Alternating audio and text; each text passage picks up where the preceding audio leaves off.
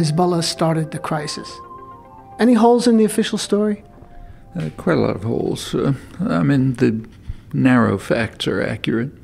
However, it's necessary to point out that the United States and Israel have no objection whatsoever to capture of soldiers and even to the much more serious crime of kidnapping of civilians.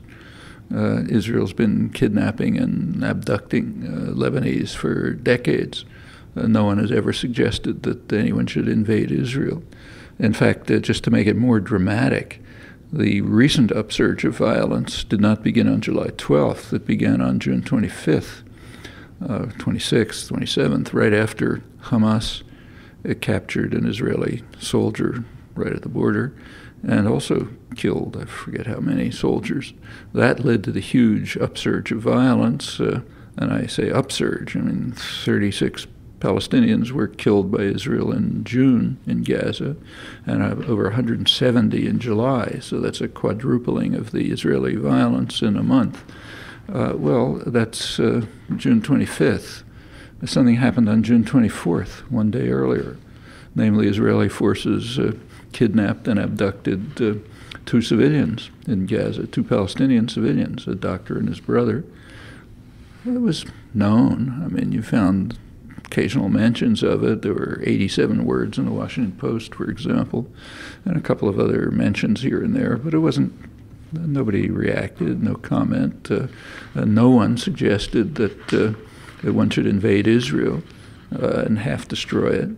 Capture of civilians, kidnapping of civilians is a much more extreme crime than capture of soldiers, and as I say, it goes way back.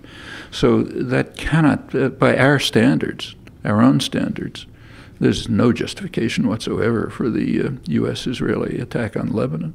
That's one point. Another is that whatever one thinks of the Hezbollah action, it did have reasons, official reasons.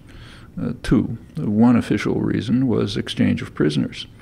Well, go back a couple of months. In February, about 70% of Lebanese, and they don't like Hezbollah particularly, but 70% of them were in favor of capture of Israeli soldiers for exchange of prisoners, because they know perfectly well that Israel's been, we don't know the numbers because it's all kept secret, but Israel has indeed been kidnapping and often killing Lebanese civilians for decades. And remember, this is the fifth invasion of Lebanon. It's not the first.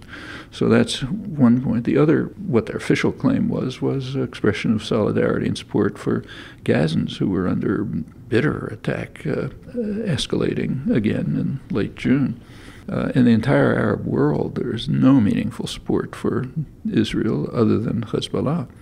Well, again, you can think about it what you like, but those are the two official reasons. I think most specialists on Hezbollah take that to be a pretty accurate account of what they were doing.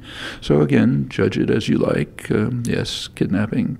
You can't kidnap soldiers. That's a logical impossibility. But capture of soldiers was an international crime of whatever level it is, the crime that Israel and the United States carry out all the time, much more seriously.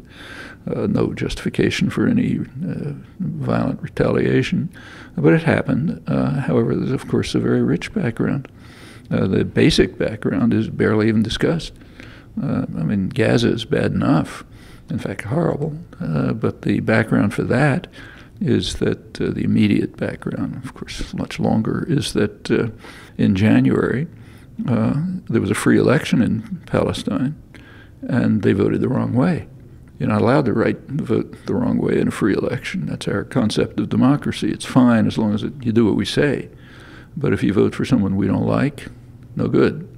So instantly, Israel and the United States instituted harsh punishment of Palestinians, cutting off funds, stepping up atrocities, starving them out to punish the people of Palestine for voting the wrong way in a free election. It tells you pretty much what is meant by democracy promotion. And yes, Israel stepped up its crimes in Gaza, which were already serious, and it, as Israeli human rights groups point out,